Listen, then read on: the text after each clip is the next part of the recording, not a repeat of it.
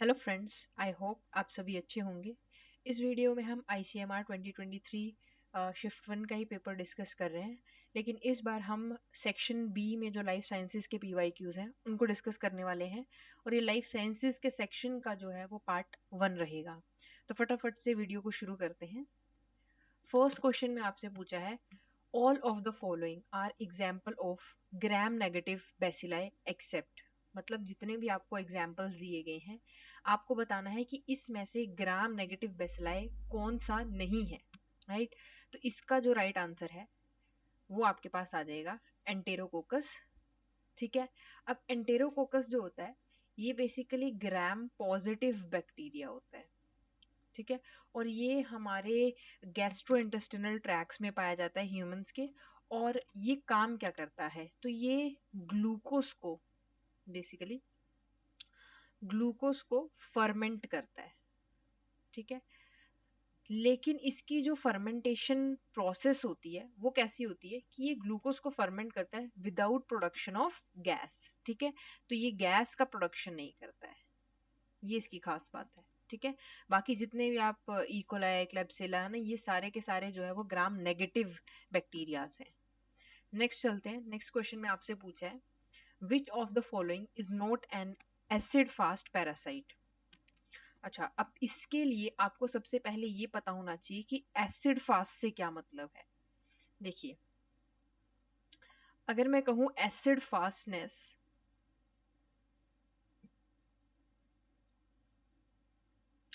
Acid fastness एक तरह की फिजिकल प्रॉपर्टी है।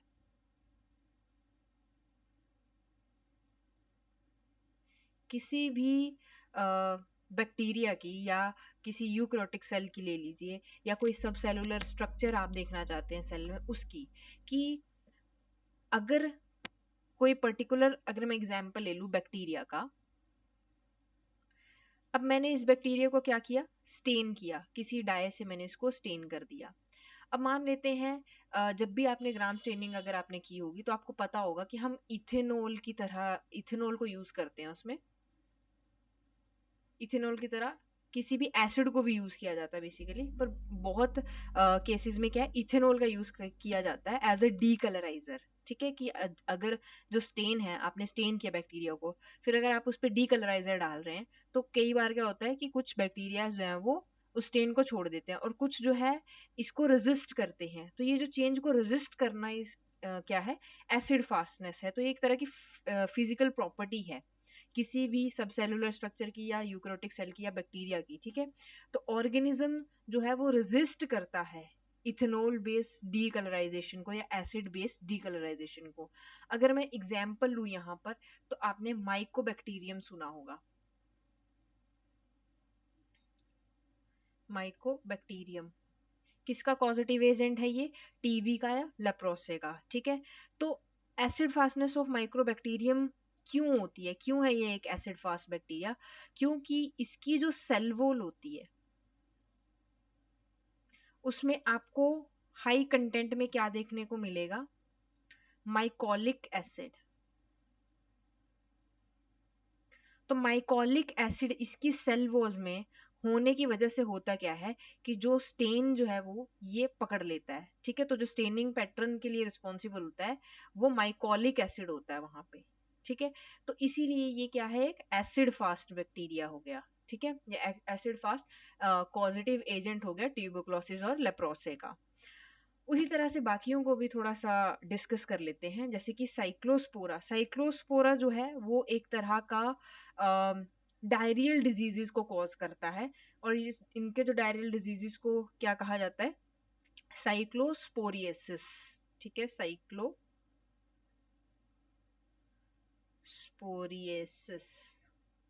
राइट, उसके बाद जो है वो क्या है, ईसोस्पोरा बैली की बात की गई है। ये एक प्रोटोजोन होता है और ये भी इंटेस्टाइनल डिजीज ही कॉज करता है बेसिकली। ठीक है, इसके जो इंटेस्टाइनल डिजीजेस होते हैं उनको हम साइटो आइसोस्पोरिएसिस कह देते हैं। साइटो आइसोस्पोरिएसिस, स्पोरिएसिस। उसके बाद एंटमीबा हिस्टोलिटिका जो है ये बेसिकली एक एसिड फास्ट पैरासाइट नहीं है, तो इस क्वेश्चन का जो राइट आंसर है वो एंटमीबा हिस्टोलिटिका है। क्यों? क्योंकि ये एक तरह का क्या है, अमीबा है, और ये एसिड फास्टनेस इसके अंदर नहीं होती है। ठीक है, तो ये डीकलराइज हो जाता है जब भी आप इथेनॉल डालेंगे, तो ये क्या हो जाएगा, डीकलराइज कर देगा उसको। ठीक है, रेजिस्ट नहीं कर पाएगा डीकलराइजर को। तो एंट अमीबा हिस्टोलिटिका पैरासिटिक अमीबा है और इन्फेक्ट करता है ह्यूमन इंटेस्टाइन को, और क्या कॉज करता है, अमीबियोसिस। ठीक है,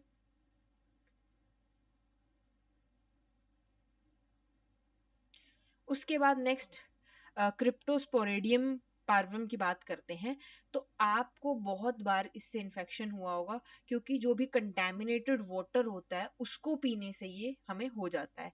क्या करता है, ये रेस्पिरेटरी और गैस्ट्रोइंटेस्टिनल इलनेस कॉज करता है। तो जितने भी वाटरी डायरियाज, डिहाइड्रेशन या क्रैम्प्स, पेन होती है पेट में, वो इसी बैक्टीरिया की वजह से होती है, क्रिप्टोस्पोरिडियम की वजह से। ठीक है, तो इस क्वेश्चन में हमसे पूछा था कि एसिड फास्ट पैरासाइट कौन सा नहीं है, तो इसका राइट आंसर है एंटमीबा हिस्टोलिटिका। ठीक है, नेक्स्ट क्वेश्चन की तरफ चलते हैं। नेक्स्ट क्वेश्चन में आपसे पूछा है all of the following are RNA viruses except. ठीक है, कि सारे के सारे आरएनए वायरसेस हैं, कौन सा नहीं है आपको वो बताना है।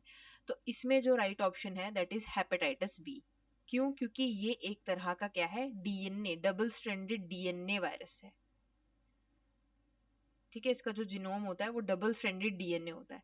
बाकी जितने भी हेपेटाइटिस ए, सी और ई हैं, ये आरएनए वायरसेस होते हैं। ठीक है, और ये किसको अफेक्ट करता है, हेपेटाइटिस जब भी होता है तो हमेशा लीवर को अफेक्ट करता है। ठीक है, नेक्स्ट क्वेश्चन की तरफ बढ़ते हैं। नेक्स्ट क्वेश्चन में आपसे पूछा है cetrimide agar is used as selective medium for. ठीक है, सबसे पहले तो सिलेक्टिव मीडियम समझना होगा। सिलेक्टिव मीडियम बेसिकली उस मीडियम को कहा जाता है जब आपके पास ग्रुप ऑफ सेल्स हैं या बैक्टीरियाज हैं, ठीक है, और आप एक पर्टिकुलर टाइप की स्पीशीज को ही ग्रो करना चाहते हैं, एक पर्टिकुलर टाइप के बैक्टीरिया को ही ग्रो करना चाहते हैं। तो आप एक पर्टिकुलर टाइप का अगार चूज करते हैं जिसमें सिर्फ वो पर्टिकुलर टाइप का बैक्टीरिया या जो भी फंगस है या जो भी है, ठीक है, वो ही ग्रो करेगा। ठीक है, उसको हम कहते हैं सिलेक्टिव मीडिया। तो ये हम तब यूज करते हैं जब हमें एक पर्टिकुलर स्पीशीज को ही ग्रो करना है, पर्टिकुलर सेल को ही ग्रो करना है। ठीक है, तो इस क्वेश्चन में आपसे पूछा है कि जो सिट्रामाइड अगार है वो एक सिलेक्टिव मीडियम है, और ये किसकी सिलेक्शन के लिए यूज किया जाता है। ठीक है, तो बेसिकली जो सिट्रामाइड अगार है वो स्यूडोमोनास की सिलेक्शन के लिए या आइसोलेशन के लिए यूज किया जाता है। ठीक है, होता क्या है, जब सिट्रामाइड अगार हम यूज करते हैं और अगर उसमें स्यूडोमोनास ग्रो कर जाता है, तो क्या होता है, वहां पर प्रोडक्शन होती है पाइकोसाइनिन की। ठीक है, पायोसाइनिन की। ठीक है, अब ये पायोसाइनिन होता क्या है, ये पायोसाइनिन एक ब्लू ग्रीन कलर का पिगमेंट होता है। ठीक है, किस कलर का होता है, ब्लू ग्रीन कलर का पिगमेंट होता है। अब जब ये ब्लू ग्रीन कलर का पिगमेंट हमें दिखना शुरू हो जाता है, दैट मीन्स कि वहां पर कौन ग्रो कर गया है, स्यूडोमोनास ग्रो कर गए हैं। ठीक है, उसी तरह से क्लेब्सिला, क्लेब्सिला के लिए कौन सा हम मीडियम यूज करते हैं, इसके लिए हम इयोसिन मिथाइलिन ब्लू अगार यूज करते हैं, जिसको हम ईएमबी अगार कहते हैं। ठीक है, ईएमबी अगार मतलब ethylene methyl sorry eosin methylene blue agar. ठीक है, अब यहाँ पे होता क्या है, देखो, ये जो ईएमबी अगार है, ठीक है, ये एक क्रोमोजेनिक क्रोमोजेनिक सब्सटेंस को कंटेन करता है, जिसको ये क्लेब्सिला एज अ सबस्ट्रेट यूज करता है। ठीक है, अब जैसे ये इसको सबस्ट्रेट यूज करेगा तो वहां पर क्या बनेंगे, पर्पल मैजेंटा कलर की कॉलोनीज बनेंगी। कौन से कलर की, पर्पल मैजेंटा कलर की कॉलोनीज हमें दिखती हैं। ठीक है, तो जैसे ही ईएमबी अगार में जो ये सबस्ट्रेट पड़ा है वो क्रोमोजेनिक होगा, इस सबस्ट्रेट को क्लेब्सिला यूज करता है और पर्पल मैजेंटा कलर की कॉलोनीज देता है। उसी तरह से शिगेला, शिगेला के लिए हम साल्मोनेला शिगेला अगार यूज करते हैं, और उसी तरह से साल्मोनेला के लिए बेसिकली हम वैसे तो हम इसके लिए साल्मोनेला शिगेला अगार भी यूज कर सकते हैं, लेकिन कॉमनली हम इसके लिए बिस्मुथ सल्फाइड अगार यूज करते हैं। ठीक है, बिस्मुथ सल्फाइड अगार। अब होता क्या है कि इस बिस्मुथ सल्फाइड में अगार में क्या होता है कि जब भी साल्मोनेला ग्रो करेगा तो किस तरह की कॉलोनीज बनेगी, हमें ब्लैक कलर की कॉलोनीज दिखती हैं। अब ये ब्लैक कलर की कॉलोनीज दिखने का रीजन ये होता है कि जब भी बिस्मुथ सल्फाइड अगार में साल्मोनेला ग्रो कर जाता है तो वहां पे हाइड्रोजन सल्फाइड की प्रोडक्शन हो जाती है। ठीक है, हाइड्रोजन सल्फाइड की प्रोडक्शन हो जाती है, जिसकी वजह से ब्लैक कलर की कॉलोनीज दिखती हैं। ठीक है, तो इसका जो राइट आंसर है वो प्स्यूडोमोनास हो जाएगा, कि सिट्रामेड अगार हम जो है वो किसके लिए यूज करते हैं, प्स्यूडोमोनास के लिए। नेक्स्ट चलते हैं। नेक्स्ट क्वेश्चन में आपसे पूछा है एंटेरोबियस वर्मिकुलरिस इज कॉमनली नोन एज। ठीक है, तो इसका कॉमन नेम बताना है आपको, साइंटिफिक नेम दिया हुआ है। ठीक है, तो ये किसका कॉमन नेम है, पिनबॉम्स का। ठीक है, नेक्स्ट क्वेश्चन की तरफ चलते हैं। नेक्स्ट क्वेश्चन में आपसे पूछा है an organism whose genome has been altered by the introduction of one or more foreign DNA sequences from another species. ठीक है, दूसरी स्पीशीज से लिया गया है और बाय आर्टिफिशियली मीन्स उसको उसमें इंसर्ट कर दिया गया है। तो ये क्या है, ठीक है, क्या बनेगा। देखिए बहुत इजी है। जब भी मान लेते हैं कि ये चूहे का जीनोम ले लीजिए या कुछ भी कह लीजिए, ठीक है, इसमें किसी और स्पीशीज का इंसर्ट आपने या डीएनए सीक्वेंस ऐड करा दिया।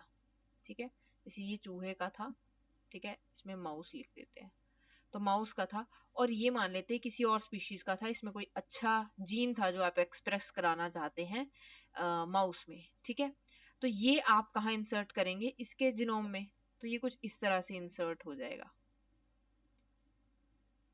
ठीक है, अब ये जो आपने एज अ वेक्टर आप इसको यूज करके किसी भी ऑर्गेनिज्म में इंसर्ट करवाएंगे, और जब ये अपना एक्सप्रेशन देगा, वहां पर एक्सप्रेस करेगा, तो वो जो एनिमल होगा उसको आप क्या कहेंगे, उसको हम ट्रांसजेनिक कहते हैं। ठीक है, ट्रांसजेनिक। ठीक है, ट्रांसजेनिक कहते हैं उसको। सो राइट आंसर क्या हो जाएगा, ट्रांसजेनिक। ठीक है, ह्यूमनाइज्ड मोनोक्लोनल ये सब तो एंटीबॉडीज होती है और उसमें हम ऐसा कुछ नहीं करते हैं। ठीक है, नेक्स्ट चलते हैं।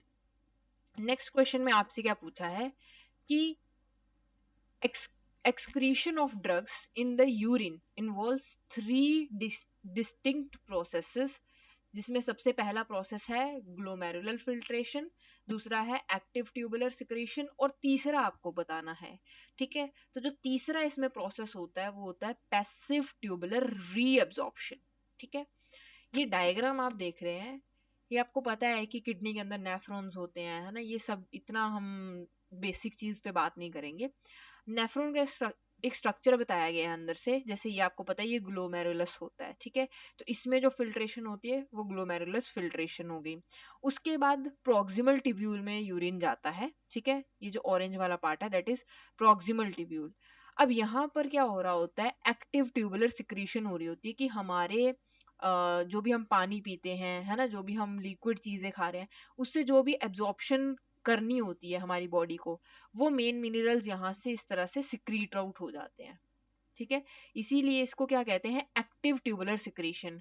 एक्टिव इसलिए कहते हैं क्योंकि यहाँ पे एटीपी वगैरह का यूज होता है। ठीक है, तो एक तरह का ट्रांसपोर्ट है, तो एक्टिव ट्यूबुलर सिक्रीशन होती है। फिर हेनलेज लूप से आगे जो है वो पूरा लिक्विड जाता है, हेनलेज लूप से होकर के कहाँ पहुंच जाता है, प्रॉक्सिमल कॉन्वोलेटेड टिब्यूल में। ठीक है, जहां पर दोबारा से क्या होता है, पैसिव ट्यूबुलर रीअब्जॉर्प्शन होती है। ठीक है, दोबारा से रीअब्जॉर्प्शन होती है यहाँ से, हमारी बॉडी जो है वो कुछ चुनिंदा प्रोडक्ट्स को अगर यहाँ पे नहीं निकाल पा रही है तो वो एसेंशियल प्रोडक्ट्स यहाँ से वो रीअब्जॉर्ब करती है। तो इस यहाँ पे क्या होता है, पैसिवली वो होता है। ठीक है, यहाँ पर कोई एक्टिव या एटीपी का यूज नहीं होता, पैसिवली जो चीजें जो है वो चली जाती हैं। ठीक है, और जो भी गंदगी हमारी बॉडी ने इकट्ठी की है वो यहाँ से अंदर आ जाती है। ठीक है, तो ये पैसिव, एक तरह से पैसिव डिफ्यूजन चल रहा होता है यहाँ पे। तो पैसिव ट्यूबुलर रीअब्जॉर्प्शन होने के बाद जो यूरिन है वो कलेक्टिंग डक्ट में जाता है और उसके बाद यूरिथ्रा से हमारे यूरिनरी ब्लैडर में चला जाता है। तो इस तरह से ये पूरा प्रोसेस होता है और ये 3 मेन पार्ट्स में होता है। सबसे पहला ग्लोमेरुलर फिल्ट्रेशन, दूसरा जो है वो एक्टिव ट्यूबुलर सिक्रीशन और तीसरा जो है वो पैसिव ट्यूबुलर रीअब्जॉर्प्शन। ठीक है, नेक्स्ट क्वेश्चन की तरफ चलते हैं।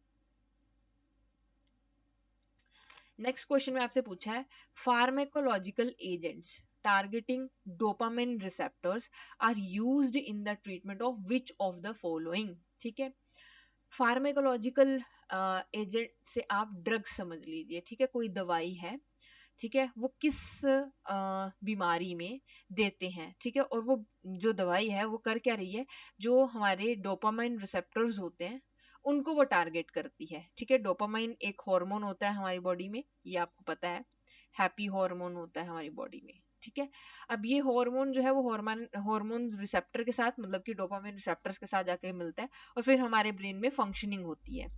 अब ये जो दवाई होती है ये बेसिकली इन रिसेप्टर्स को टारगेट करती है और आपको बताना है कि ऐसा ट्रीटमेंट हम किस बीमारी में देते हैं। तो इस इन मतलब ऑप्शन के हिसाब से जो आंसर है हमारा वो सिजोफ्रेनिया हो जाता है। इस तरह से बहुत सारी ऐसी बीमारियां होती हैं जिनके लिए हम डोपामाइन रिसेप्टर्स को टारगेट करते हैं, ऐसी मेडिसिन हम देते हैं उनमें। जिसमें एक तो हो गया सिजोफ्रेनिया, जिसमें पर्सन को हेलुसिनेशन, डिल्यूजन, डिसऑर्गेनाइज थिंकिंग, ठीक है, बिहेवियर उनका डिसऑर्गेनाइज हो जाता है, डिसॉर्शन हो जाती है रियलिटी से, इस तरह के सिम्टम्स देखने को मिलते हैं। ठीक है, तो एक तो हमारे पास सिजोफ्रेनिया हो जाता है। दूसरा जो हमारे पास डिजीज आता है वो होता है पार्किंसन डिजीज।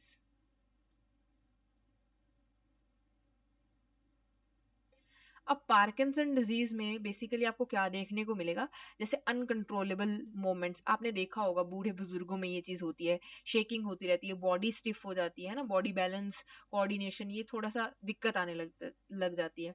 तो होता क्या है यहाँ पे, एज रिलेटेड डीजेनरेशन हो जाती है ब्रेन में। ठीक है, जिसकी वजह से आपको डिमेंशिया, भूलने की आदत है ना, हेलुसिनेशन, डिप्रेशन, इस तरह की चीजें जो है वो फेस करनी पड़ती हैं। तो ये सब पार्किंसन डिजीज में होता है और इस टाइम पे जो मेडिकेशन देते हैं वो भी ऐसी ही होती है जो डोपामाइन रिसेप्टर्स को टारगेट करती है। फिर तीसरी जो हमारे पास डिजीज आ जाती है दैट इज बाइपोलर। ठीक है, अब बाइपोलर में क्या होता है कि एक्सट्रीम मूड स्विंग्स यहाँ पर देखने को मिलते हैं। ठीक है, एकदम से इमोशनल हाई हो जाते हैं, सैडनेस आती है, होपलेसनेस फील होने लग जाती है, लूज ऑफ इंटरेस्ट सा जो है वो फेस करता है इंसान यहाँ पे। तो ये सब बाइपोलर डिजीज में होता है।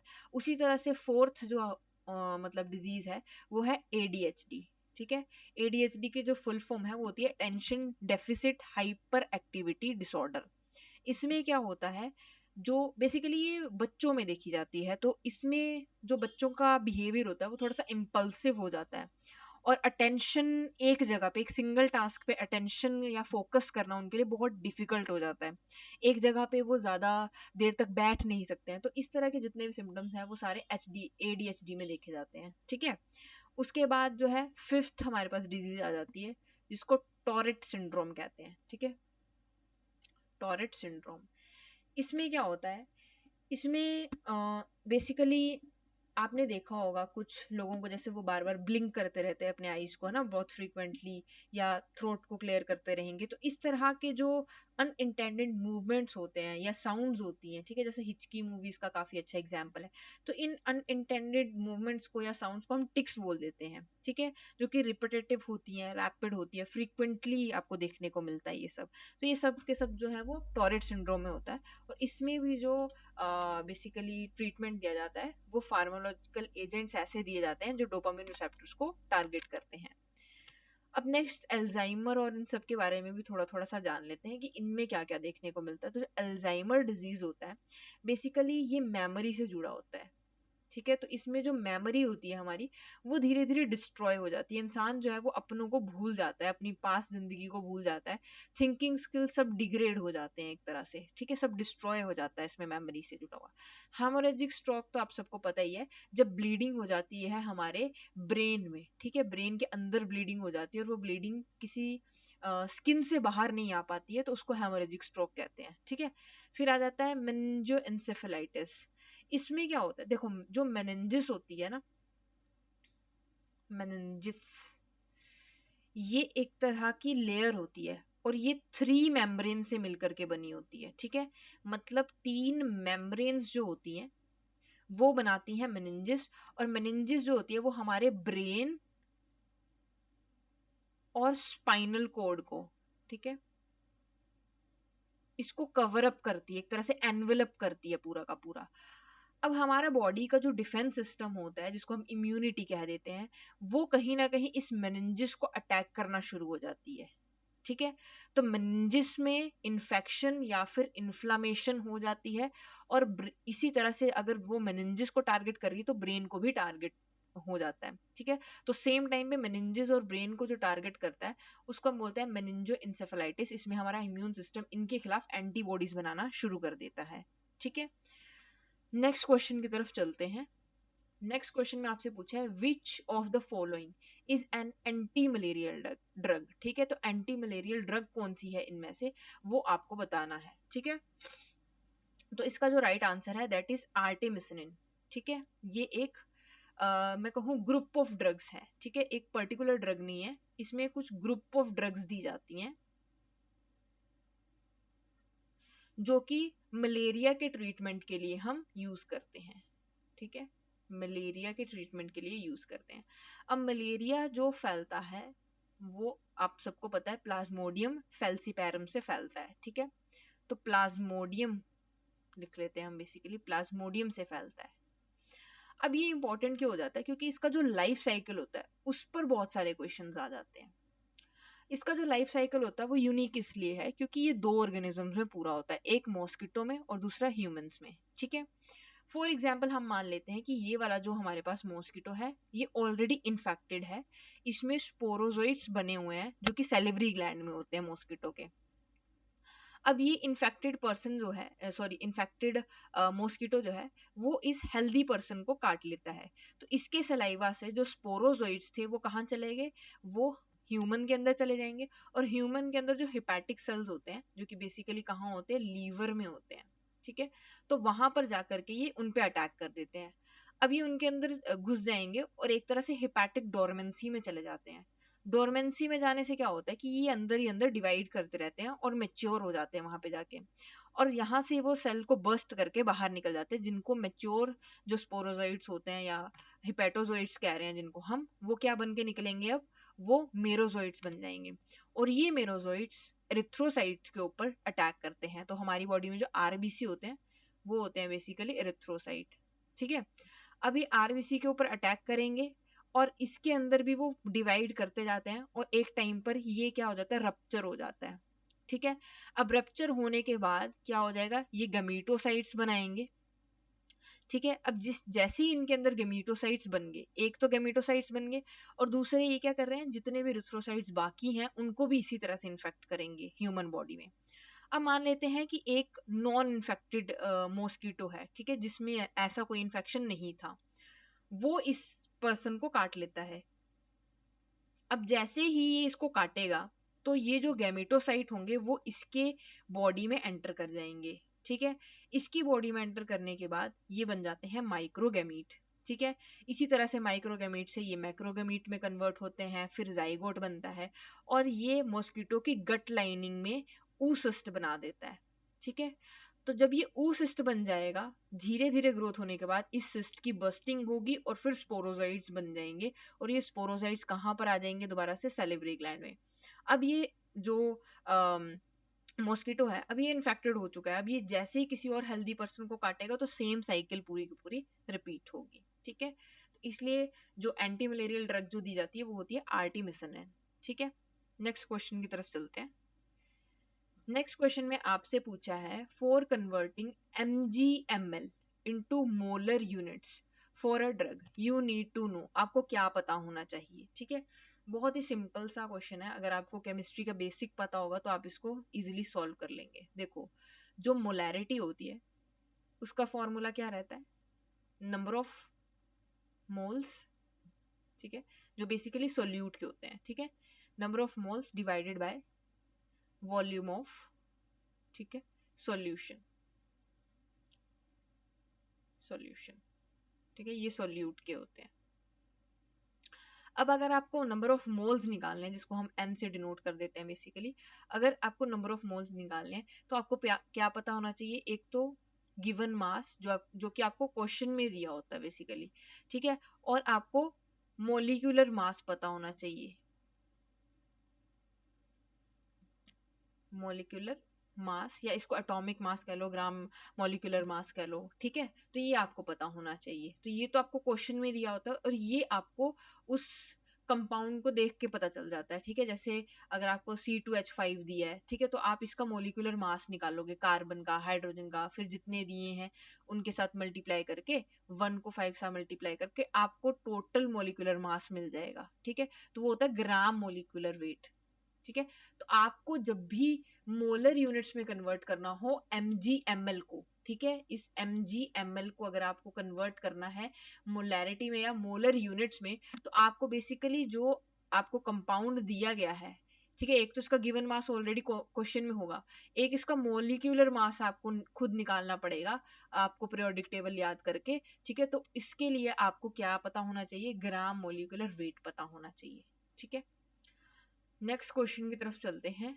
विच lobe of the brain is responsible for receiving and interpretating visual information. ठीक है, आपको बताना है कि विजुअल इंफॉर्मेशन को इंटरप्रेट करने में ब्रेन का कौन सा लोब हेल्प करता है।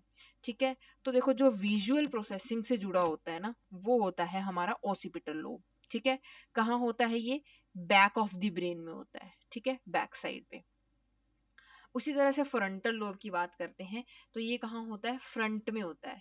ठीक है, जहाँ पे हमारा फोरहेड होता है वहां पर ये प्रेजेंट होता है, और ये बेसिकली हमारी पर्सनैलिटी से, ठीक है, हमारे डिसीजन मेकिंग से, मूवमेंट से, इन सारी चीजों से ये जुड़ा होता है।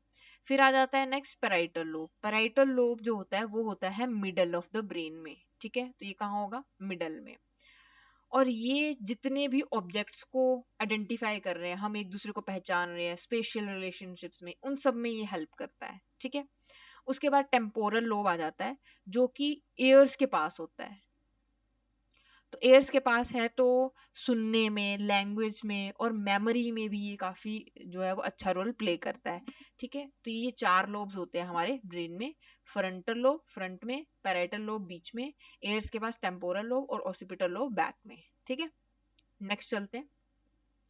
नेक्स्ट क्वेश्चन में आपसे पूछा है कि ग्लाइकेटेड हीमोग्लोबिन, ठीक है, जिसको क्या बोलते हैं, HbA1c reflects average plasma glucose. ठीक है, क्या रिफ्लेक्ट करता है ये, एवरेज प्लाज्मा ग्लूकोज कितना है आपकी बॉडी में, तो ओवर द प्रीवियस आपको टाइम पीरियड बताना है। ठीक है, अब इसको समझते हैं। जो ग्लाइकेटेड हीमोग्लोबिन होता है ये कैसे अलग होता है नॉर्मल हीमोग्लोबिन से। तो जब भी आपको ग्लाइकेटेड हीमोग्लोबिन दिया है तो आपको एक चीज समझनी है, जिसमें हीमोग्लोबिन, जो हमारा हीमोग्लोबिन होता है, ये किसके साथ लिंक हो, लिंक्ड टू शुगर। ठीक है, और ये शुगर और कुछ नहीं होती है, ग्लूकोस होती है बेसिकली। ठीक है, तो जब भी हीमोग्लोबिन जो है वो शुगर के साथ लिंक्ड हो जाता है तो वो ग्लाइकेटेड हीमोग्लोबिन बनाता है। ठीक है, अब जो दूसरी चीज आपको ध्यान में रखनी है वो क्या होता है, कि जो ग्लूकोस होता है हमारे ब्लड में, ठीक है, वो इसके साथ स्टिक कर जाएगा, ग्लाइकेटेड हीमोग्लोबिन बनेगा। और इसके लिए हम कौन सा टेस्ट करते हैं, HbA1c टेस्ट करते हैं। ये क्या मेजर करता है कि जो एवरेज ब्लड शुगर लेवल है वो पास्ट 2 से 3 मंथ्स में, ठीक है, 2 से 3 मंथ्स में कितना जो है वो हमारी बॉडी में स्पाइक कर रहा है, कम है, ज्यादा है, ठीक है, वो सारी आपको इन्फॉर्मेशन देगा। तो ये परसेंटेज डिटरमाइन करता है, ठीक है, हीमोग्लोबिन कितना कोट है इस शुगर के साथ। ठीक है। तो ये इसकी परसेंटेज को डिटरमाइन करता है बेसिकली, कि पिछले 2 से 3 महीने में क्या परसेंटेज है कि जो हीमोग्लोबिन है वो शुगर के साथ ग्लाइकोलेट कोटेड है। ठीक है। तो अगर 2 से 3 मंथ को आप वीक्स में कन्वर्ट करोगे तो answer will be 8 to 12 weeks. ठीक है। नेक्स्ट क्वेश्चन की तरफ चलते हैं हम लोग। नेक्स्ट क्वेश्चन में आपसे पूछा है कि द हार्मोन इरिथ्रोपोइटिन, ठीक है, कौन से हार्मोन की बात की है? इरिथ्रोपोइटिन। क्या करता है ये? Stimulates red blood cell production. क्या बनाता है ये? हमारी बॉडी में जो रेड ब्लड सेल्स बन रहे हैं वो किस हार्मोन की वजह से बन रहे हैं? इरिथ्रोपोइटिन की वजह से। ठीक है। और कहाँ पे बनते हैं? रेड बोन मैरो में बनते हैं, ये भी इन्होंने बताया हुआ है। अब आपसे क्या पूछा है कि where in the body is erythropoietin produce, कि इरिथ्रोपोइटिन कहाँ बनता है, आपसे वो पूछा है। ठीक है। अब इतना इन्होंने आपको बता दिया कि इरिथ्रोपोइटिन क्या करता है? आरबीसी प्रोडक्शन करता है। ठीक है। कहाँ करता है? रेड बोन मैरो में करता है। ठीक है। अब होता क्या है बेसिकली, जब भी हमारे सेल्स में, ठीक है, जो O2 लेवल होता है ये लो होने लगता है। ठीक है। ये सिग्नल कहाँ जाता है? सीधा जाता है किडनीज के पास। ठीक है। किडनी और लीवर के पास जाता है, लेकिन बेसिकली जो लीवर होता है उसमें बहुत कम इरिथ्रोपोइटिन प्रोडक्शन होता है, तो इसलिए इसको कंसीडर ना करके किडनी को कंसीडर करते हैं हम। ठीक है। क्योंकि मेजरली वही इरिथ्रोपोइटिन को प्रोड्यूस करती है। ठीक है। अब किडनी ने क्या किया? इरिथ्रोपोइटिन को प्रोड्यूस कर दिया। ठीक है। तो ये एक तरह के लेगेंड की तरह काम करेगा। ठीक है, हार्मोन। और ये कहाँ जाएगा? ये अपने रिसेप्टर के पास जाएगा। और ये जो रिसेप्टर्स होते हैं जिनको हम इरिथ्रोपोइटिन रिसेप्टर्स कहते हैं, ये कहाँ पर होते हैं? तो देखो, आपको भी पता है कि जो आरबीसी बेसिकली जितने भी हमारे बॉडी में इस तरह के सेल बनते हैं, डब्ल्यूबीसी हो गए, कहाँ बनते हैं? बोन मैरो में। ठीक है। और बोन मैरो में इनके प्रोजेनाइटर सेल्स भी पड़े होते हैं। ठीक है। प्रोजेनाइटर सेल्स क्या होते हैं? जिनसे आगे ब्लड लीनिएजेस, ठीक है, या लिम्फोसाइट्स इस तरह से बनने होते हैं। तो प्रोजेनाइटर मतलब जहां से शुरुआत होनी है। ठीक है। ये प्रोजेनाइटर ही आगे चल करके मैच्योर आरबीसी में बदलेंगे। तो ये जो लाइगेंड होता है, ठीक है, एरिथ्रोपोइटिन लाइगेंड होता है, ये बेसिकली किसके ऊपर प्रेजेंट होता है? ये प्रेजेंट होता है इन बोन मैरो एरिथ्रोइड प्रोजेनाइटर्स के ऊपर। ठीक है। तो जो बोन मैरो में ऑलरेडी इरिथ्रोइड प्रोजेनाइटर्स पड़े हुए हैं, जो आगे चल करके क्या बनाएंगे? आरबीसीज बनाएंगे, उनके ऊपर ये रिसेप्टर प्रेजेंट होता है। तो ये लाइगेंड उनके साथ जाकर के बाइंड हो जाता है, जो कि एक तरह से सिग्नलिंग देता है। ठीक है। सिग्नलिंग कैस्केड चलाता है बेसिकली पूरा, बहुत सारे मल्टीपल सिग्नलिंग कैस्केड चलते हैं, जिससे आगे चल के ये होता है कि जो मैच्योर डिफरेंशिएशन हो जाती है बेसिकली। ठीक है। डिफरेंशिएशन हो जाती है इन प्रोजेनाइटर बोन मैरोस की, किसमें? मैच्योर आरबीसीज में। ठीक है। तो इसका जो राइट आंसर आ जाएगा दैट इज किडनी। ठीक है। एक बार से रिकैप करते हैं। मैंने कहा कि ऑक्सीजन लेवल हमारी बॉडी में जब लो हो जाता है तो किडनी को सिग्नल जाता है, और किडनी जो है वो एरिथ्रोपोइटिन को बनाती है, जो एज ए लाइगेंड किसके ऊपर जाकर के बाइंड होगा? एरिथ्रोपोइटिन रिसेप्टर्स के ऊपर, जो कि कहाँ प्रेजेंट होते हैं? Bone marrow erythroid progenitor cells के ऊपर। ठीक है। अब जैसे ही ये लाइगेंड इस रिसेप्टर के ऊपर बाइंड होगा, मल्टीपल कैस्केड्स चलते हैं, जिससे फाइनली क्या होता है? डिफरेंशिएशन हो जाती है इन बोन मैरो एरिथ्रोइड प्रोजेनाइटर्स की मैच्योर आरबीसीज में। ठीक है। नेक्स्ट चलते हैं। नेक्स्ट क्वेश्चन में आपसे क्या पूछा है? Which of the following blood vessel offer the greatest resistance पूछा है to blood flow through the arterial system. ठीक है। आर्टेरियल सिस्टम से कौन सा ऐसा ब्लड वेसल है जो रेजिस्टेंस देता है टू ब्लड फ्लो? ठीक है। तो इसका जो राइट आंसर है दैट इज आर्टरियोल। समझते हैं क्या होता है। जैसे ये आर्टरी है, ठीक है।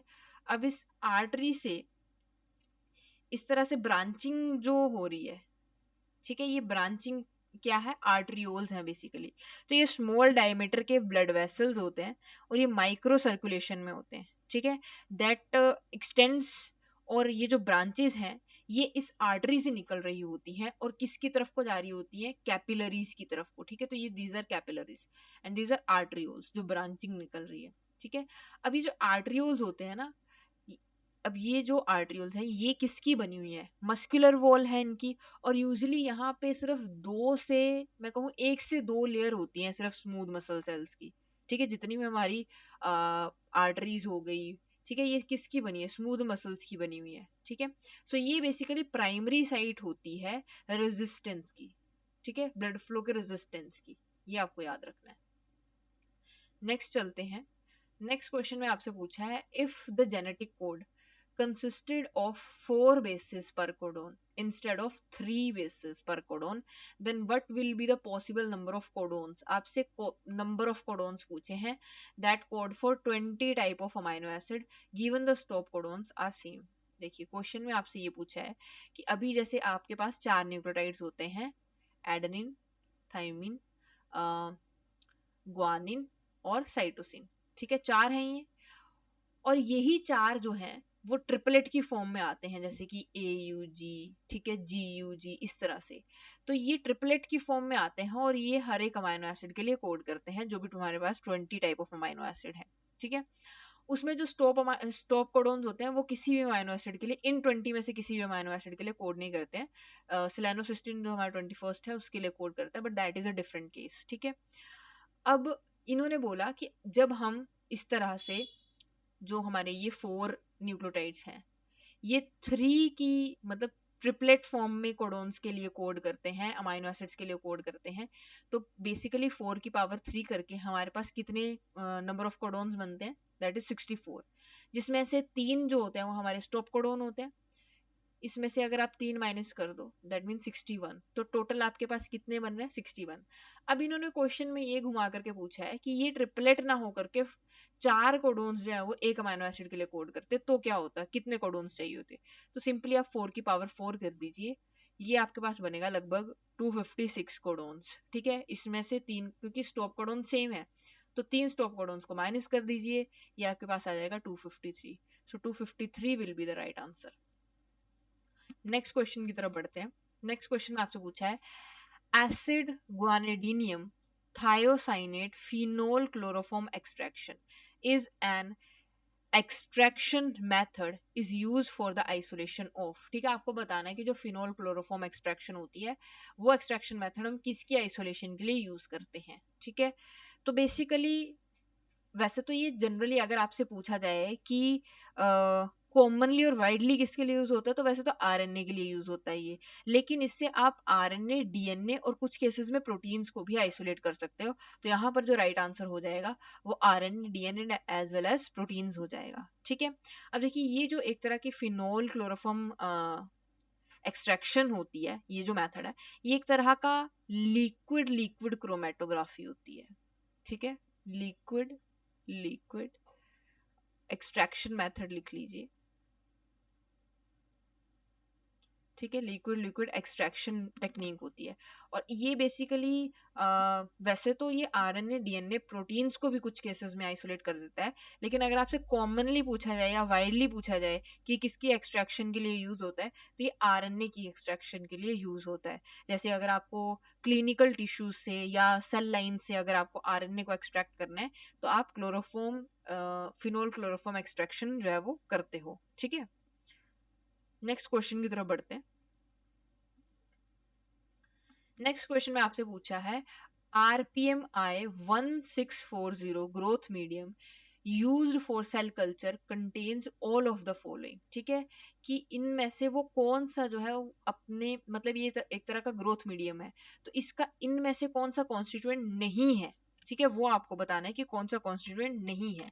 तो बेसिकली RPMI 1640 जो होता है, इसमें आपको फॉस्फेट देखने को मिल जाएगा, ठीक है, इसमें फॉस्फेट पड़े होते हैं, अमाइनो एसिड्स होते हैं, वाइटामिन होती है, ठीक है।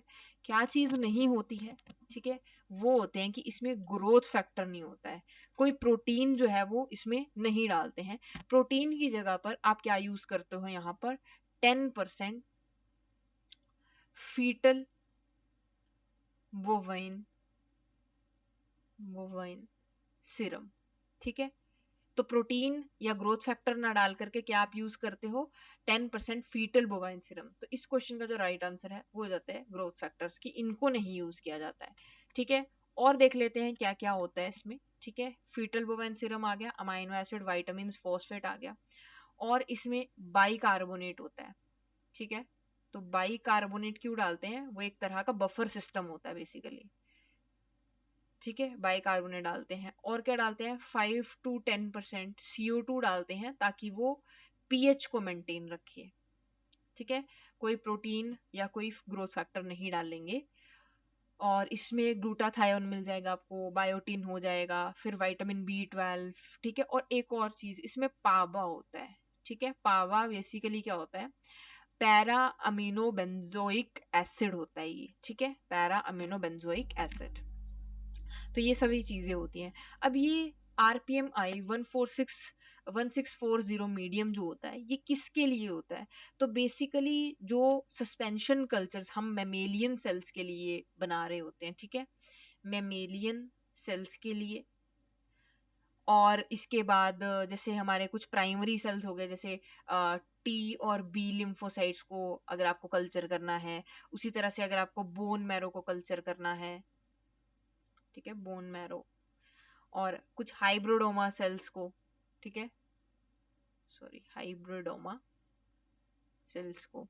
ठीक है, तो इन कल्चर्स को बेसिकली इनके लिए ये ग्रोथ मीडियम यूज किया जाता है। ठीक है, वाइडली इनके लिए यूज किया जाता है। नेक्स्ट क्वेश्चन की तरफ चलते हैं। नेक्स्ट क्वेश्चन में आपसे पूछा है, which of the following is most probable explanation for higher lability of RNA than DNA। आपसे रीजन पूछा है कि जो RNA है वो ज्यादा लेवाइल क्यों है DNA से। ठीक है, अब देखो इसका एक बहुत ही सिंपल सा एक्सप्लेनेशन है। अगर आप ये डायग्राम देखो, इस डायग्राम में क्या दिखाया है, ये है RNA का स्ट्रक्चर, राइबोज शुगर होती है वो। ठीक है, और जो DNA होती है वो डीऑक्सीराइबोज शुगर होती है। तो इसमें क्या होता है, ये जो 3' है वहां पर भी OH होता है, और सेकंड डैश है यहाँ पर भी OH होता है। तो अब ये दोनों OH यहाँ पर अटैक कर सकते हैं। वहीं पे अगर आप डीऑक्सीराइबोज में देखोगे तो एक ही OH है 3' एंड पे, 2 एंड पे जो है वो H होता है, OH नहीं होता है यहाँ पे।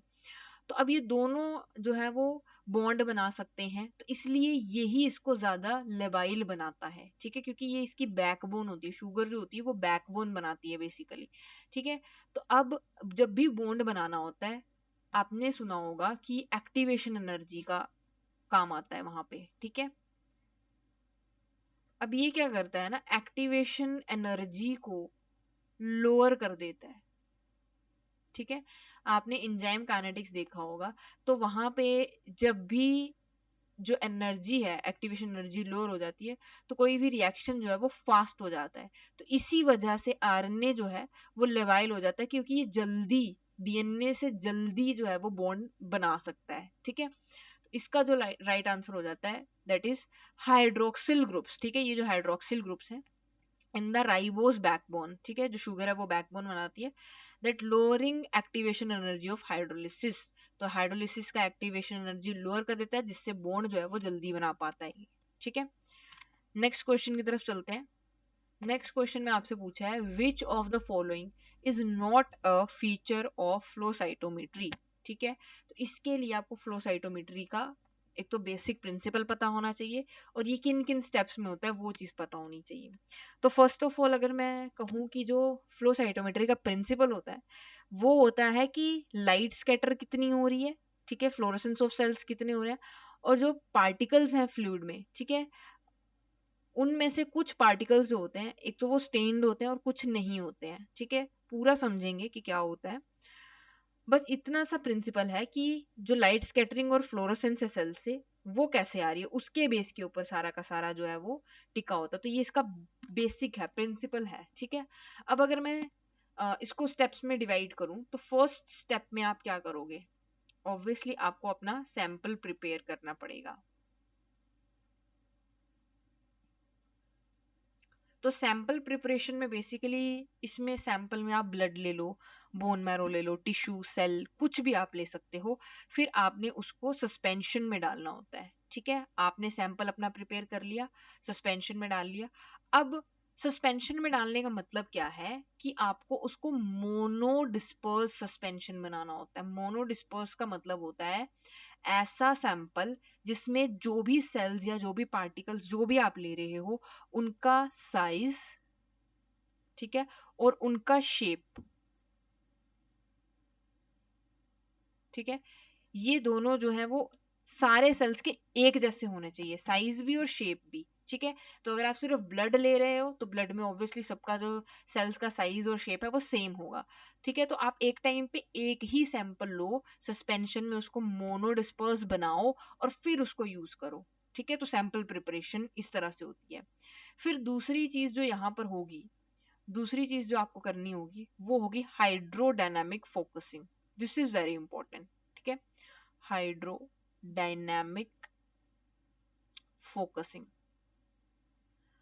अब यहां पर होता क्या है, ठीक है, अब क्योंकि आप यहां से सैंपल पोर कर रहे हो अपना, साइड से आप शीत फ्लूइड भी डालते हो।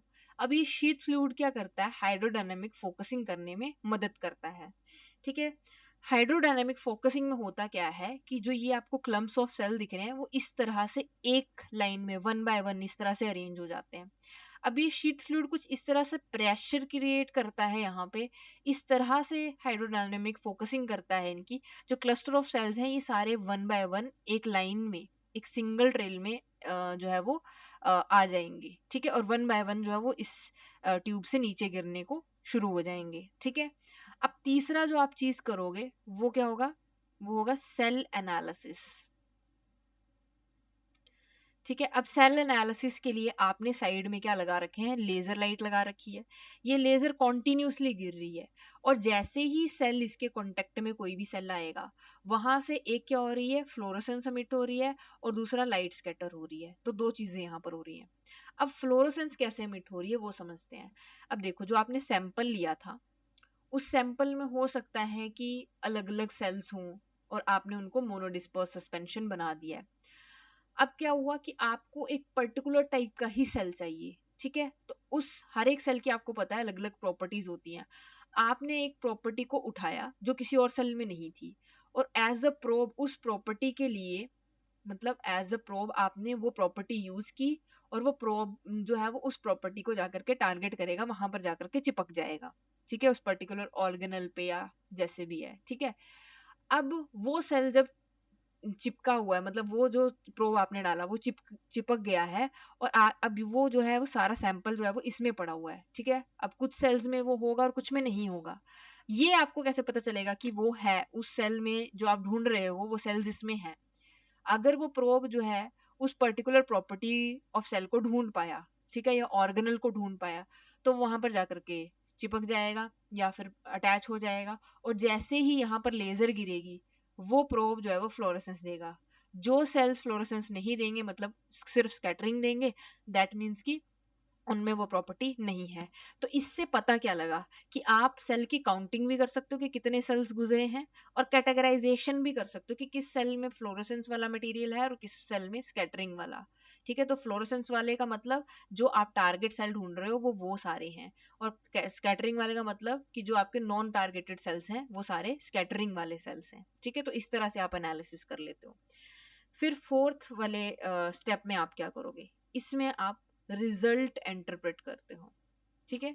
तो रिजल्ट्स जो है वो आप डायग्नोसिस पर्पस के लिए ले सकते हो, किसी स्पेसिफिक कंडीशन को आपको मॉनिटर करना है, ठीक है, जैसे कैंसर में हम मॉनिटर करते हैं कि फर्स्ट स्टेज है सेकंड स्टेज है तो सेल्स के साथ कॉन्टिन्यूसली क्या हो रहा है ना। तो वो सारी चीजें आप यहाँ से इंटरप्रेट कर सकते हो, ठीक है। तो अब इस ये सारा समझाने के बाद अब आपको ये ढूंढना है कि फीचर कौन सा नहीं है, ठीक है, फ्लो साइटोमेट्री का। तो मोनो डिस्पर्स होना चाहिए, ये तो बात सही है, ठीक है। दूसरे ऑप्शन में इन्होंने कहा है कि जो कोर स्ट्रीम है that is consist of sheath fluid only. तो ऐसा तो नहीं है कि आप शीथ फ्लूइड भी डाल रहे हो और सैंपल भी डाल रहे हो, तो ये जो है वो इसका फीचर नहीं है, ये गलत हो जाता है। तो इसका right answer basically option B हो जाएगा। नेक्स्ट में है cell scatter the light and are excited by the beam and emit the fluorescent light. बिल्कुल सही बात है, यहाँ पे यही हो रहा है, ठीक है। pressure of the stream present cells in a single file to the laser beam। ठीक है, तो ये सिंगल फाइल में हो रहे हैं अरेंज, तो ये भी बात सही है। तो ये जो है ऑप्शन बी, ये इसका फीचर नहीं है। ठीक है, नेक्स्ट चलते हैं। नेक्स्ट क्वेश्चन में आपको स्टेटमेंट्स दिए बेसिकली दो। पहली स्टेटमेंट है aspirin and paracetamol belong to the class of non narcotic analgesic. ठीक है, कि जो एस्पिरिन और पैरासिटामोल है वो किस क्लास से बिलोंग करती है, नॉन नार्कोटिक एनाल्जेसिक से। ठीक है, तो सबसे पहले आपको ये पता होना चाहिए नॉन नार्कोटिक एनाल्जेसिक कौन होते हैं। ठीक है, non narcotic analgesic basically group of pain relieving drugs होती हैं जो कि नॉन एडिक्टिव हो। ठीक है, नॉन एडिक्टिव। ठीक है, अब जैसे अगर आपने माइग्रेन के पेशेंट्स को देखा होगा तो उनके लिए बेसिकली यही एनाल्जेसिक्स जो है वो देते हैं ताकि जो पेन है वो रिलीव रहे। और ये ऐसे होते हैं कि बेसिकली आपको तो वैसे कोई दवाई रोज खानी नहीं चाहिए, लेकिन अगर आपको डॉक्टर के प्रिस्क्रिप्शन पे खानी भी पड़ रही है तो वो नॉन नार्कोटिक एनाल्जेसिक्स देते हैं जो कि नॉन एडिक्टिव होते हैं, कि अगर आप इनको रोज ना भी खाएं तो आपको इनके एडिक्शन नहीं होगी। ठीक है, तो सेकंड स्टेटमेंट क्या कहती है कि aspirin inhibits the synthesis of chemicals known as prostaglandins. ठीक है, एस्पिरिन किसको इनहिबिट करता है, किसके सिंथेसिस को, प्रोस्टाग्लैंडिन की सिंथेसिस को। प्रोस्टाग्लैंडिन क्या करता है, ये स्टिमुलेट करता है inflammation in tissue and cause the pain. ठीक है, देखो जो प्रोस्टाग्लैंडिन होता है ये आपको पता है कि ये क्या है, ये एक तरह का हार्मोन है। ठीक है, क्या करता है, इन्फ्लामेशन स्टिमुलेट करता है टिश्यू में, पेन कॉज करता है ना। तो इसकी जो प्रोडक्शन साइट होती है, ठीक है, प्रोडक्शन साइट कहाँ होगी, जहां पर कोई ना कोई टिश्यू बेसिकली डैमेज हुआ है। ठीक है, या फिर कोई चोट लग गई है या इन्फेक्शन हो गया है वहां पर। ठीक है, तो ये एक तरह से बॉडी को सिग्नल देता है, इन्फ्लामेशन होगी, दर्द होगी तो आपको पता चलेगा कि यहाँ पर कुछ ना कुछ गड़बड़ है। तो ये प्रोस्टाग्लैंडिन्स प्रोड्यूस कौन करता है, तो बेसिकली इनको प्रोड्यूस कौन करते हैं, हमारे बॉडी में जितने भी न्यूक्लिएटेड सेल्स होते हैं वो सारे के सारे प्रोस्टाग्लैंडिन प्रोड्यूस करते हैं। तो हमारी बॉडी में जो आरबीसी होते हैं वो बेसिकली नॉन न्यूक्लिएटेड सेल्स होते हैं, तो ये प्रोस्टाग्लैंडिन को प्रोड्यूस नहीं करते हैं। ठीक है, तो अब इसके आधार पर जो हमारी स्टेटमेंट 1 है वो भी करेक्ट हो जाती है और स्टेटमेंट 2 जो है वो भी करेक्ट हो जाती है। तो इसलिए आंसर जो है वो statement 1 and statement 2 both are correct हो जाता है। ठीक है, नेक्स्ट क्वेश्चन की तरफ चलते हैं। नेक्स्ट क्वेश्चन में आपसे पूछा है HBS sickle cell anaemia is the result of, आपसे म्यूटेशन की टाइप पूछी है कि कौन सी म्यूटेशन की वजह से HBS हो जाता है। ठीक है, बहुत ही ध्यान से समझेंगे कि क्या होता है। देखो जो HBS होता है ये बेसिकली सिकल हीमोग्लोबिन होता है जो कि क्या कॉज करता है, सिकल सेल अनीमिया कॉज करता है। वहीं पर अगर आप नॉर्मल हीमोग्लोबिन देखोगे तो वो क्या होता है, उसको कैसे डिनोट करते हैं, HbA। ठीक है, HbA लिखा है मतलब नॉर्मल हीमोग्लोबिन, HbS लिखा है मतलब सिकल सेल अनीमिया वाला हीमोग्लोबिन। ठीक है, सिकल हीमोग्लोबिन। अब यहाँ पर होता क्या है सिकल सेल अनीमिया में, जैसे HbS है, ठीक है, ये सिकल सेल हीमोग्लोबिन, ये ऑक्सीजन को उठाता है, कहाँ तक लेकर के जाएगा, टिश्यू। नॉर्मल भी ऐसे ही काम करता है टिश्यू के साथ। ठीक है, अब ये वहां पर जाकर के स्टिक हो जाता है। ठीक है, वहां पर जाकर के जुड़ जाता है। ठीक है, अब वहां पर क्या होती है, जैसे हमारा जो आरबीसी है, आरबीसी के अंदर इस तरह से ना एक रॉड लाइक फॉर्मेशन शुरू हो जाती है। इस रॉड फॉर्मेशन की वजह से ही कैसा हो जाता है, आरबीसी रिजिड हो जाता है। ठीक है, और रिजिड होने की वजह से कैसी शेप ले लेगा, सिक्कल की शेप ले लेता है। ठीक है, तो क्या होता है, ये जो हमारा हीमोग्लोबिन है, सिक्कल हीमोग्लोबिन, इसके साथ O2 जुड़ता है और इस तरह से रॉड शेप्ड बना लेता है। रॉड शेप होने की वजह से रिजिड हो जाता है और सिक्कल की शेप ले लेता है। वहीं पर अगर आप नॉर्मल हीमोग्लोबिन की शेप देखोगे तो कैसी होती है, डिस्क शेप होती है इसकी। ठीक है, डिस्क की शेप। अब बेसिकली जो ये सिकल सेल अनीमिया है ये एक तरह का ऑटोसोमल रिसेसिव डिजीज है। ठीक है, autosomal recessive, basically recessive disease. ठीक है, अब रिसेसिव डिजीज का मतलब क्या है कि जो दोनों एलील्स है वो कैसे होने चाहिए, रिसेसिव होने चाहिए। ठीक है, तो अब कोई पर्सन है, मान लो कि ये पेरेंट्स हैं, ठीक है, मान लो कि ये पेरेंट्स है और ये जो रिसेसिव है, अगर ये वाले वो दो ट्रेट्स ले लेता है पर्सन, तो उसको क्या हो जाएगा, सिकल सेल अनीमिया हो जाएगा। तो होता क्या है कि इस पर्सन में होगा क्या, एबनॉर्मल कॉपी किसकी होगी, बीटा ग्लोबुलिन की। ठीक है, बीटा ग्लोबिन ग्लोबिन जीन। ठीक है, सेम उसमें भी ऐसे ही होगा। इस जीन को कुछ इस तरह से लिखते हैं HBB करके। ये क्या करती है हमारी, ये जीन बीटा ग्लोबिन जीन, ये हमारी बॉडी में हीम प्रोडक्शन करती है, हीमोग्लोबिन प्रोडक्शन करती है। ठीक है, हीमोग्लोबिन बनाती है। अब जब ये एबनॉर्मल कॉपीज, दोनों एबनॉर्मल कॉपीज इन दोनों पेशेंट से आ जाएंगी, इन दोनों पेरेंट से आ जाएंगी और दोनों एबनॉर्मल कॉपीज आएंगी, तो इस पर्सन को क्या हो जाएगा, सिकल सेल अनीमिया हो जाएगा। और अगर डिटेल में जाएं तो ये जो HBB जीन है, ठीक है, इस जीन में जो 6th कोडोन होता है, ठीक है, जो होता है A, ठीक है, अब इस ए से जो ट्रांसफॉर्मेशन हो जाती है, इस ए की जगह पे कौन आ जाएगा, यहाँ पे टी। ठीक है, इस तरह से चेंज हो जाता है ये। ठीक है, इसको और भी डिटेल में समझेंगे कि कैसे होता है। ये बेसिकली एक तरह की क्या है, ट्रांसवर्जन म्यूटेशन है। तो इसका जो राइट आंसर होगा दैट इज ट्रांसवर्जन म्यूटेशन। ठीक है, समझेंगे कि कितने टाइप की म्यूटेशन होती है और कैसे होती है। अभी फिलहाल के लिए इसको थोड़ा सा और प्रिसाइज करें तो क्या होता है यहाँ पे, ये जो म्यूटेशन होती है, ये जो ट्रांसवर्जन म्यूटेशन है, इसको हम क्या नाम देते हैं, E6V म्यूटेशन। E6V म्यूटेशन क्यों कहा गया, E का मतलब है क्या, E का मतलब है ग्लूटामिक एसिड। नॉर्मली जहां पर ग्लूटामिक एसिड प्रोड्यूस हो रहा था 6th पोजीशन पे, ठीक है, HBB जीन के 6th कोडोन से क्या बन रहा था, ग्लूटामिक एसिड बन रहा था। अब क्योंकि ये यहाँ पर ट्रांसवर्जन म्यूटेशन हुई, तो इसकी वजह से ग्लूटामिक एसिड ना बन करके क्या बनने लग जाता है, वेलिन बनने लग जाता है, दैट इज V। तो इसको E6V म्यूटेशन कहते हैं, क्योंकि ये ग्लूटामिक एसिड से क्या बन रहा है, वेलिन बन रहा है, और किस पोजीशन पे, 6th पोजीशन पे। ठीक है, और ये किस तरह की म्यूटेशन होती है, ट्रांसवर्जन म्यूटेशन होती है। ठीक है, कौन से क्रोमोसोम पे होती है, अगर आपसे पूछ लेगा तो 11th क्रोमोसोम पर होती है। ठीक है, किस जीन में होती है, HBV जीन में, बीटा ग्लोबुलिन जीन में। अब टाइप ऑफ म्यूटेशन की अगर आप बात करो तो एक होती है हमारे पास साइलेंट म्यूटेशन। ठीक है, साइलेंट म्यूटेशन में क्या होता है कि आप सभी को पता है कि ट्रिपलेट की फॉर्म में हमारे कोडोन्स कोड करते हैं और अमाइनो एसिड बनते हैं। अब 61 कोडोन्स हैं और उससे 20 अमाइनो एसिड बन रहे हैं, दैट मीन्स कि एक अमाइनो एसिड के लिए मल्टीपल कोडोन्स कोड कर रहे हैं।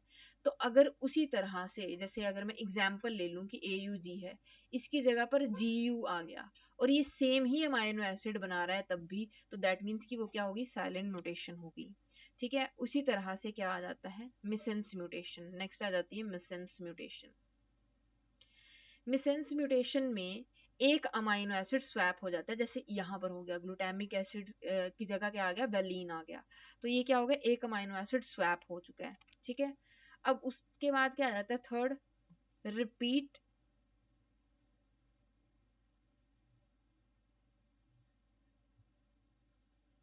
एक्सपेंशन। ठीक है, रिपीट का एक्सपेंशन होना बेसिकली। तो इसमें जो DNA सीक्वेंस है वो रिपीट होते रहते हैं बार बार। ठीक है, नेक्स्ट क्या आ जाता है, नेक्स्ट हमारे पास आ जाती है इंसर्शन। ठीक है, अभी इंसर्शन में बेसिकली जो DNA बेसिस होते हैं वो ऐड भी हो सकते हैं, ठीक है, और डिलीट भी हो सकते हैं। ठीक है, इंसर्शन या फिर अब इसको डिलीशन लिख लो, वो बेसिकली उस पर डिपेंड कर रहा है। अगर ऐड हो रहा होगा तो मतलब इंसर्शन हो रही है, और डिलीट हो रहा है तो मतलब रिमूव हो रहा है, तो मतलब डिलीशन हो रही है। ठीक है, उसके बाद फिफ्थ हमारे पास आ जाती है nonsense mutation. Nonsense mutation, nonsense mutation में क्या होता है, जैसे मान लो कि ये कोई प्रोटीन थी। ठीक है, अब इस प्रोटीन में ये यहाँ से शुरू हुआ AUG से, और यहाँ पर आपका स्टॉप कोडोन था। ठीक है, जैसे मान लेते हैं कि GUG स्टॉप कोडोन है, तो यहाँ पर स्टॉप कोडोन था, लेकिन बीच में ही कोई म्यूटेशन हुई और ये यहाँ पर स्टॉप कोडोन बन गया। ठीक है, कोई म्यूटेशन हुई और यहाँ पर स्टॉप कोडोन बन गया। अब जो प्रोटीन पूरा यहाँ से पूरा सिंथेसाइज होना था यहाँ तक, और तब जाकर के ये एक करेक्टली फोल्डेड प्रोटीन बनता, तो इसमें क्या होगा, स्टॉप कोडोन पहले आ गया। अब ये जो प्रोटीन बनेगा वो रॉन्ग प्रोटीन बनेगा, या करेक्टली फोल्ड नहीं होगा, या सिंथेसाइज ही नहीं होगा।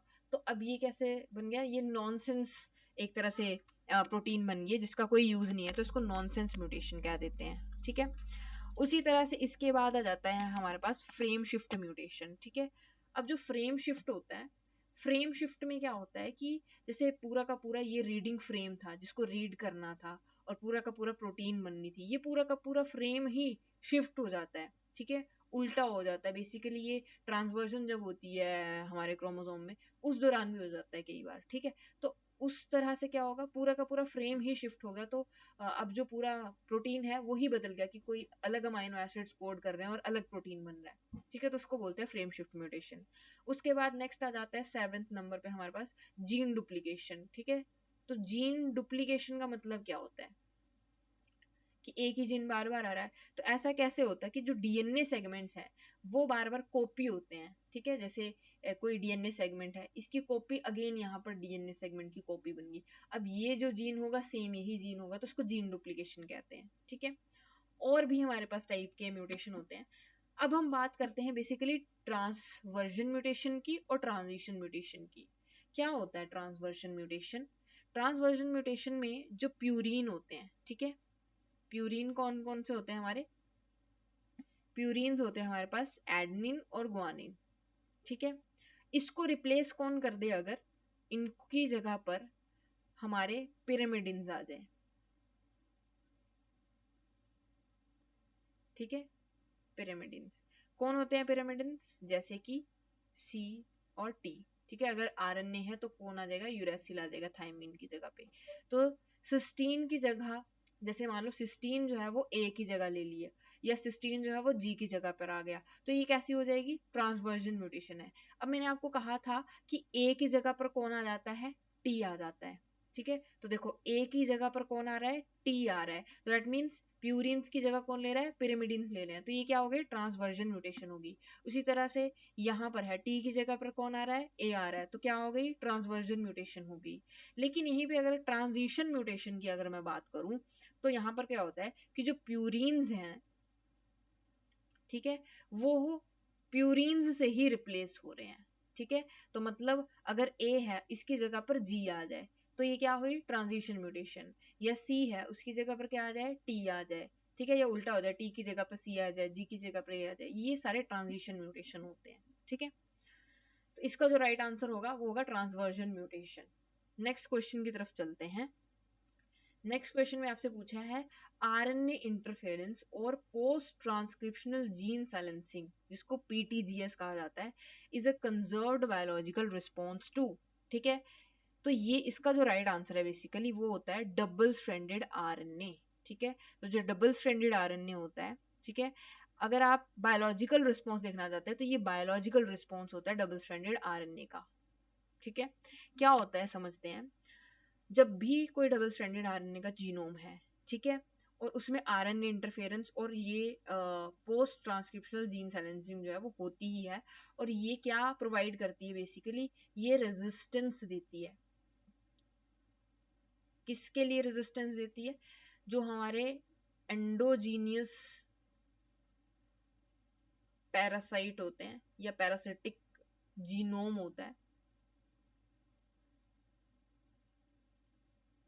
ठीक है, और basically exogenous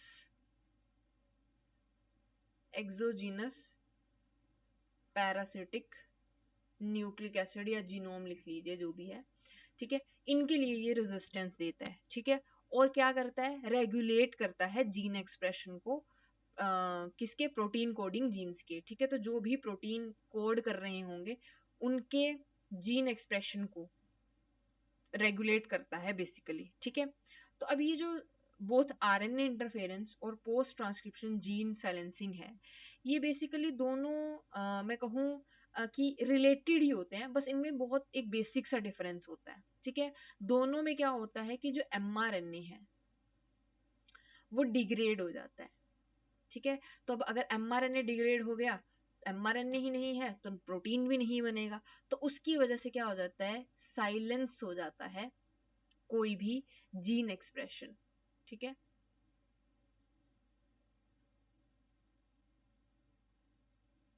gene expression silence हो जाता है, ठीक है। अब जो आरएनए इंटरफेरेंस होता है वो बेसिकली किसको टारगेट करता है, होमोलोगस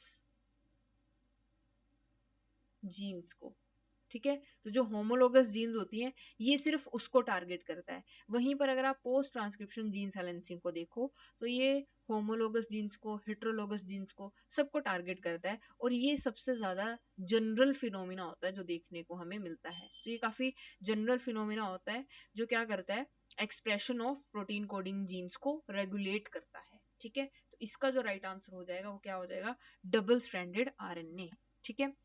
अच्छा, एक और चीज, एंडोजीनियस पैरासाइट्स और एक्सोजीनियस पैरासाइट्स क्या होते हैं।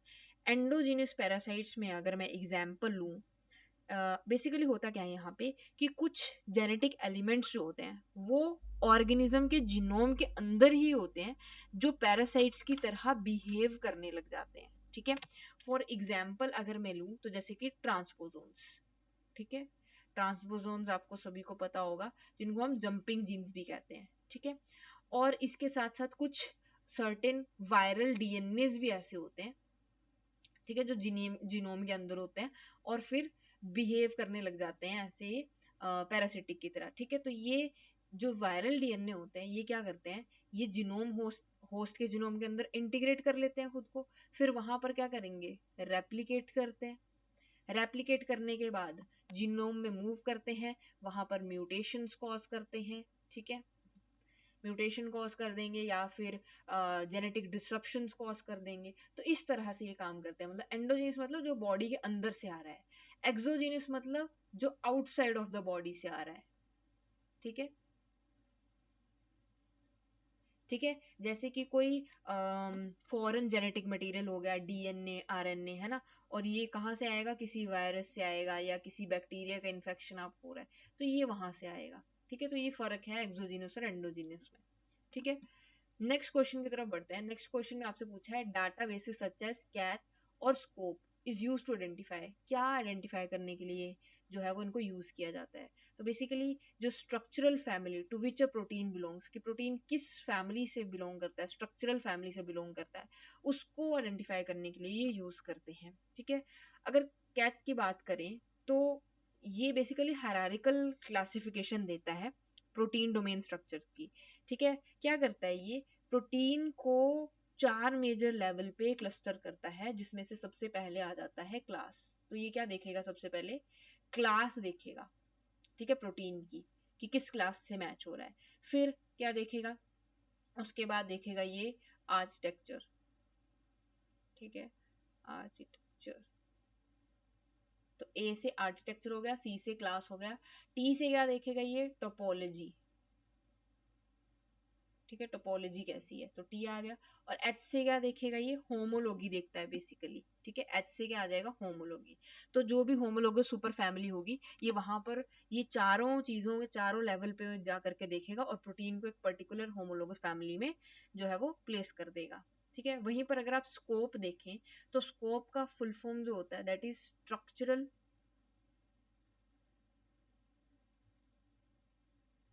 क्लासिफिकेशन ऑफ प्रोटीन, ठीक है। तो इसी से बना क्या, स्कोप। अब अगर मैं इसको कहूँ तो ये बहुत मैनुअल मेथड है, ठीक है। मैनुअल क्लासिफिकेशन होती है यहाँ पे प्रोटीन स्ट्रक्चर की। तो ये कैसे, ये क्या देखते हैं, ठीक है। सबसे पहले तो ये सिमिलैरिटीज देखेंगे, ठीक है, कि सिमिलैरिटी जो है इसके स्ट्रक्चर की वो किस प्रोटीन के साथ है, ठीक है, किस अमाइनो एसिड सीक्वेंस के साथ इसका सीक्वेंस मैच हो रहा है। तो इसको जो है वो मैनुअली अलाइन किया जाता है। तो बेसिकली ऐसा कह सकते हैं कि स्कोप जो है, ठीक है, या स्कोप का जो नेक्स्ट वर्जन है या अपग्रेडेड वर्जन है वो कैथ है, ठीक है, ऐसा समझ सकते हैं हम।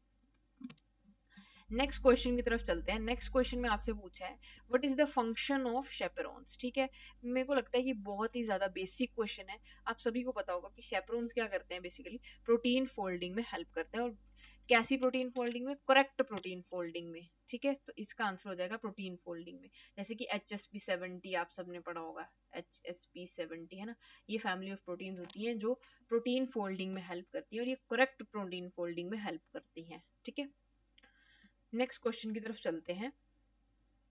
नेक्स्ट क्वेश्चन में आपसे पूछा है कि इफ अ हाइपरटेंसिव पेशेंट, ठीक है, मतलब हाइपरटेंसिव मतलब जैसे जो ज्यादा टेंशन लेते हैं, हाइपरटेंसिव पेशेंट हो गए वो, ठीक है, कंप्लेन्स अ पैडल ओडीमा ही कुड लाइकली बी ऑन, मतलब आपसे मेडिकेशन पूछिए कि वो कौन सी मेडिकेशन यूज कर रहा होगा अगर एक हाइपरटेंसिव पेशेंट है, उसको पैडल एडीमा की शिकायत है।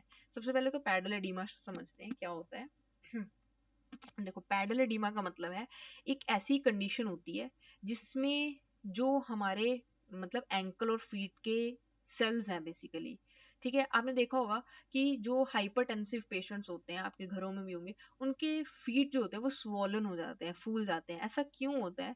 क्योंकि वहां के जो सेल्स होते हैं, इनके जो इंटरस्टिशियल स्पेसेस होते हैं, इनमें इंटरस्टिशियल फ्लूइड भर जाता है, जिसकी वजह से क्या हो जाती है, वहां पे वो एरिया स्वेल हो जाता है। ठीक है, तो उनके फीट स्वेल हो जाते हैं क्योंकि इंटरस्टिशियल फ्लूइड भर जाता है वहां पे। ऐसा क्यों होता है? क्योंकि देखो, जो हाइपरटेंसिव पेशेंट होते हैं उनको हम एंटी हाइपर टेंसिव मेडिकेशंस देते हैं। अब ये जो मेडिकेशंस होती हैं ये 3 काम करती हैं। सबसे पहले तो ये कैल्शियम चैनल ब्लॉकर्स होती हैं। ठीक है, कैल्शियम चैनल ब्लॉकर्स होती हैं। दूसरा दूसरा होती है ये बीटा ब्लॉकर्स। और तीसरा तीसरा होती हैं ये डायरेक्ट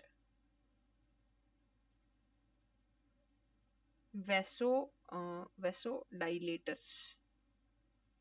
ठीक है, तो ये 3 चीजों को बेसिकली फॉलो करती है, मतलब 3 चीजों का मैकेनिज्म होता है इनका। ठीक है, अब ये 3 चीजों में से अगर आप देखो तो जो एम्लोडाइपिन होती है वो होती है हमारी कैल्शियम चैनल ब्लॉकर। ठीक है, तो ये जो मेडिकेशन है वो क्या करती है, कैल्शियम चैनल्स को ब्लॉक कर देती है ताकि ये किसको ट्रीट कर पाए, जिनमें हाई बीपी की दिक्कत हो। ठीक है, तो जब इस तरह की आप कोई मेडिसिन देते हो तो उन पर्सन्स में क्या हो जाता है, पैडल ओडीमा देखने को मिलता है। ठीक है, so thank you so much guys, इसी तरह से हमें सपोर्ट करते रहें। और इससे पहले वाली अगर आपने जो वीडियोस हैं एप्टीट्यूड सेक्शन की, वो अगर आपने नहीं देखी हैं तो इस चैनल के सॉरी इस वीडियो के डिस्क्रिप्शन बॉक्स में आपको लिंक मिल जाएगा। और एक प्लेलिस्ट भी हमारे चैनल पर पूरी अवेलेबल है ICMR को लेकर के, तो आप उनसे जो है वो वीडियोस को देख सकते हैं। Thank you so much.